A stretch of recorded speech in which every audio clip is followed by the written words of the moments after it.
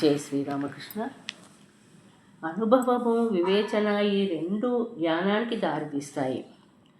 నిత్యముక్తమైన తన అంతఃస్వరూపాన్ని విస్మరించి మనిషి బాహ్య జగత్తులోని రూపరసాది క్షణిక ఇంద్రియ సుఖాల వైపు పరుగులెత్తుతూ అవన్నీ మధురమైనవని, రమణీయకాలని భ్రమిస్తున్నాడు. కానీ లోకంలో ప్రతి సుఖము దుఃఖంతో కూడి ఉంటుందని, సుఖభోగంతో పాటు దుఃఖాన్ని స్వీకరించక తప్పదని గ్రహించగలవారు ఎందరున్నారు? దుఃఖమనే కిరీటాన్ని ధరించే సుఖము వస్తుంది అది అని స్వామి వివేకానంద తరచూ చెప్పేవాడు. మనిషి సదా సుఖము కోసమే ఉబలాట పడుతుంటాడు.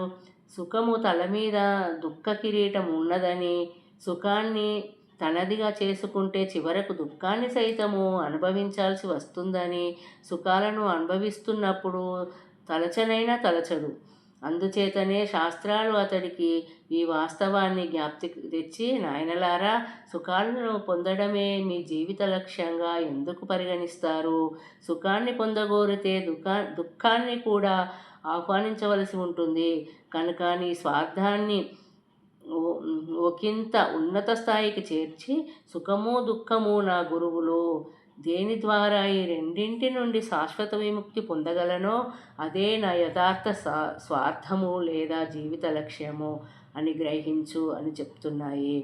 కనుక వైవాహిక జీవితంలో అనివార్యాలైన నాకు నానా సుఖ దుఃఖాది అనుభవాలను పొందుతూ, దానితో పాటు ఇది నిత్యము, ఇది అనిత్యము, ఇది మంచి, ఇది చెడు అనే వివేచన చేస్తూ క్రమేణా సంసారంలోని సుఖాలన్నీ క్షణభంగురాలని మొదట్లో సుఖదాయకాలుగా కనిపించినా చివరకు అవి తీవ్ర దుఃఖాలకు దారితీస్తాయనే విషయం గుర్తించి వాటి పట్ల విముఖత చూపుతాడు మనిషి.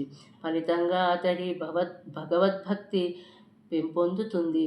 చివరికి భగవంతుడు ఒక్కడే పరాత్పరుడని, సారాలన్నింటి సారమని గ్రహించి ఆయన సాక్షాత్కారార్థము మహోత్సాహంగా ముందంజ వేస్తాడు.